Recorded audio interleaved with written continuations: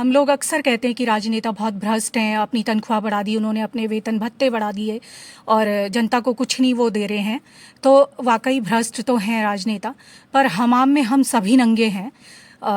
कुछ थोड़े कम, कुछ थोड़े ज़्यादा, लेकिन हम सभी नंगे हैं। नमस्ते, मेरा नाम है मधु शर्मा, मैं दिल्ली में रहती हूँ और मैं आपको अपनी बात ना उदाहरण देकर के समझाऊंगी कि हम सभी भ्रष्ट हैं ऊपर से नीचे तक।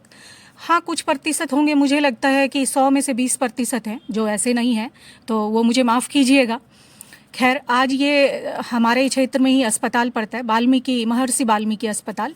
तो मैं यहाँ आई हूँ, मैं यहाँ पर देख रही थी कि जो बेचारे बहुत ही ज़्यादा अनपढ़ हैं, जैसे मरीज जो है ना, तो वो उन्हें तो कुछ पता ही नहीं होता कि कैसे व्यवहार करना है आगे, कैसे नहीं करना। बस उन्हें पता है कि भीड़ बहुत ज़्यादा है, बस किसी तरह से भगवान करे उनका नंबर आ जाए तो कम से कम उनकी आज की दिहाड़ी जाया जाएगी, कल वो फिर काम पर जा सकते हैं। तो ऐसे सभी की बहुत सारी परेशानियां हैं। खैर, तो उन्हें ना डॉक्टर जैसे वो थोड़ा सा भी मतलब शोर कर रहे होते हैं या फिर कुछ कुछ भी बात पूछ लेते हैं कि ये दवाई कैसे खानी है, तो डॉक्टर उन्हें अच्छी तरह से झाड़ देते हैं। और कुछ वो गलती नहीं भी करें तो भी बहुत अच्छे तरीके से झाड़ देते हैं। सिर्फ उन्हें नहीं, हम जैसे पढ़े लिखे लोगों को भी झाड़ देते हैं खूब अच्छे से। तो अब बताओ, डॉक्टर्स को तनख्वाह, मैंने माना कि शायद काम कार्यभार ज़्यादा होगा, लेकिन कार्यभार तो अगर ज़्यादा की बात करें तो निजी क्षेत्रों में तो इतना ज़्यादा है। खास करके जो अंतर्राष्ट्रीय कंपनियां हैं उनमें तो हमारे बच्चे खुद 17-17 घंटे काम करते हैं। तो अगर यही काम करना, ज़्यादा काम करना, अगर फिर प्रमाण पत्र मिल जाता है हम लोगों को दूसरे के ऊपर भड़कने का, तो फिर तो मुझे लगता है कि उन लोगों, वो लोग तो जो मल्टीनेशनल्स में काम करते हैं, बहुराष्ट्रीय या अंतर्राष्ट्रीय कंपनियों में काम करते हैं, तो वो तो हमेशा लड़ते हुए ही मिलेंगे, क्योंकि सबसे ज़्यादा जो कार्य का जो भार होता है निजी क्षेत्रों में सबसे ज़्यादा होता है। तो खैर, ये जो डॉक्टर्स हैं ना, खूब ये चिल्लाने लग जाते हैं। इनसे थोड़ा सा भी पूछ लो, दोबारा पूछ लो कि ये हाल तो दोबारा क्या, पहली बार भी पूछ लो कि ये दवाई कैसे खानी है, तो खूब चिल्लाते हैं ये। खूब मोटी मोटी इन्हें तनख्वाह मिलती है। और जहाँ तक भीड़ की बात है कि सरकारी अस्पतालों में भीड़ होती है, तो वो तो इन्हें पहले ही पता होता है कि जब ये पास करते हैं, ये पढ़ते हैं, तो पता होता है ना इन्हें।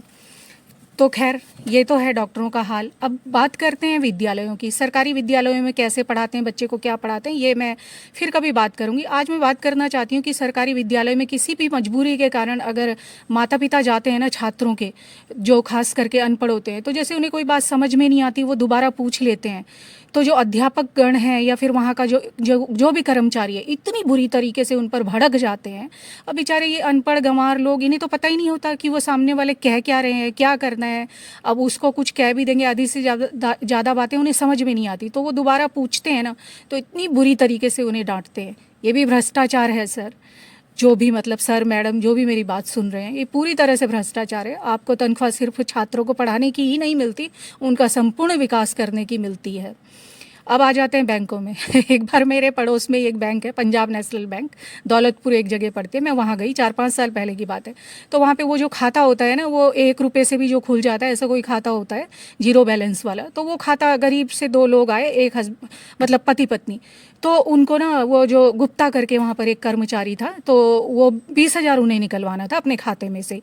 तो वो कहने लगा कि ये मोदी का खाता है, इतना पैसा नहीं निकलेगा। अब वो बेचारे, उनको कुछ पता ही नहीं। वो पति जो था ना, अपनी पत्नी को कह रहा, तुम कौन सी पासबुक ले आई है, तुम कौन सी पासबुक ले आई। वो कह रही, 2 ही तो पासबुक थी घर पर। तो फिर मुझे आया गुस्सा। मैंने खैर उससे तो क्या बोलती मैं कर्मचारी से, मैंने उनको कोने में ले गई और मैंने कहा कि ये पागल है। सचमुच में मैंने बोला। तो मैंने बोला, अरे ये पागल है, कुछ नहीं, ये मोदी वोदी का खाता कोई नहीं है, मोदी वोदी का खाता। तो मैंने उनको फिर समझाया कि ये ऐसा खाता है, आप 10,000 आज निकाल सकते हो, आप कल फिर 10,000 निकाल लेना, आप एक साथ इससे 10,000 से ज़्यादा पैसा नहीं निकाल सकते। उनके बैंक में पैसा था, बेचारे तो घबरा गए। वो तो अनपढ़ लोग, उन्हें क्या पता, उनको यही लग रहा है, वो कह रहा है ये तो मोदी का खाता है। और वो बेचारे सोचे कि पता नहीं ये तो कौन मोदी है, कौन क्या, उन्हें क्या पता।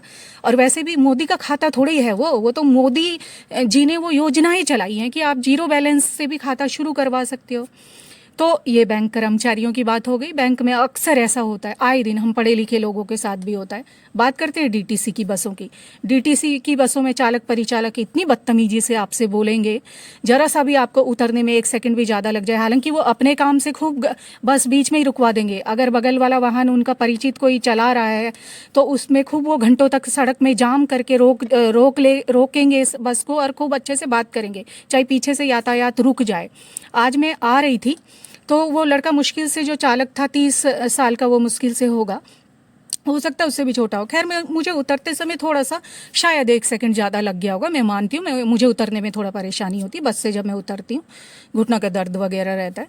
तो खैर जो मैं उतर रही थी तो वो बोल रहा था कि मैं जैसे ही वो चलाने लगा तो मैंने कहा कि भैया, मैं बोलने के लिए जैसे ही हुई कि भैया थोड़ा रुक जाओ, तो वो एकदम से बोला कि उतर ना सकती, ज़्यादा डांस कर रही है। तो मुझे गुस्सा आ गया, मैंने बोला आपको बात करने की तमीज़ नहीं है। तो उतरते उतरते ये सब बात चल रही थी, तो वो बोला कि मन ने क्या तुझे गाली दे दी।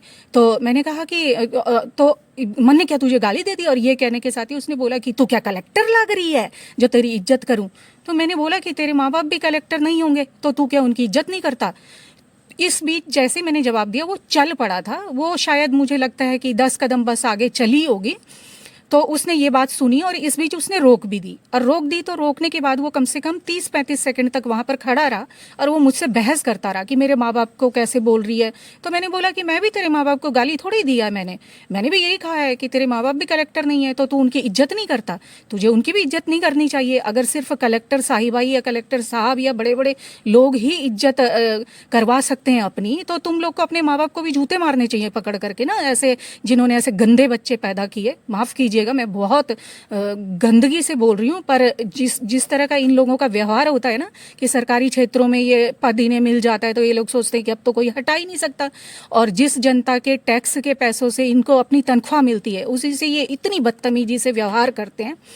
और माफ़ कीजिएगा, मैं फिर से बोल रही हूँ कि सब लोग भले ऐसे नहीं होते होंगे, पर ज़्यादातर लोग ऐसे हैं सरकारी क्षेत्रों में। निजी क्षेत्रों में भी बहुत सारी कमियां हैं, उस पर मैं कभी फिर से चलचित्र बनाऊंगी, पर मैं आज सरकारी क्षेत्रों की बात कर रही हूँ कि जब आप मेरी बस की टिकट है, मेरी बस बवाना से 10:30 बजे के करीब उस हॉस्पिटल के आगे से निकली थी, नीले रंग की वो बस थी, और वो बुधवार वो बस गई थी। तो अगर इस टिकट से कुछ पता चले, यहाँ के जो कर्मचारी होंगे, जो डीटीसी के जो कोई ऐसे समझदार कर्मचारी होंगे, इस विषय को कोई विषय समझेंगे बात करने लायक या कार्रवाई करने लायक, तो कृपया प्लीज़ इस विषय पर संज्ञान लें और थोड़ा तमीज़ सिखाएं। बल्कि मैं तो कहूँगी सरकार को ना, उनको अपने कर्मचारियों को महीने में 2-3 संडे लगाने चाहिए। जब इनके 1-2 रविवार लगेंगे ना, ये वहाँ व्यस्त रहेंगे। इनको शिक्षा देनी चाहिए कि किस तरह से, सिर्फ छात्रों को शिक्षा देने से ये काम नहीं होगा ना, छात्र तो तब सीखेंगे भाई जब खुद अध्यापक तमीज से पेश आएंगे। वो खुद उनके माता पिता के साथ अगर इतनी बदतमीजी करेंगे तो छात्र क्या अध्यापकों की, अपने अध्यापकों की क्या इज्जत करेंगे। तो ये सब तो कोई समझने के लिए तैयार ही नहीं है, और इसको कोई भ्रष्टाचार मानता ही नहीं है। तो ऐसे भ्रष्टाचार तो आपको आम रूप में आम लोगों के बीच में मिलते ही रहेंगे, आम लोगों पर जो होते हैं ऐसे भ्रष्टाचार। और आपको ये भ्रष्टाचार लगे तो चैनल को सब्सक्राइब करें, वीडियो को लाइक भी करें, और कमेंट करके मुझे बताएं कि आपके साथ कभी ऐसा हुआ है कि आप किसी सरकारी क्षेत्र में सरकारी काम से गए हों और आपको खूब लताड़ पड़ी हो बिना बात में ही। भाई मैंने तो आसपास बहुत देखा और मेरे साथ हुआ भी है। फिर मिलूंगी अगले चलचित्र में, और आप बने रहें मेरे साथ। कोई समस्या और उसका समाधान लेकर के आपसे जल्द ही मिलूंगी।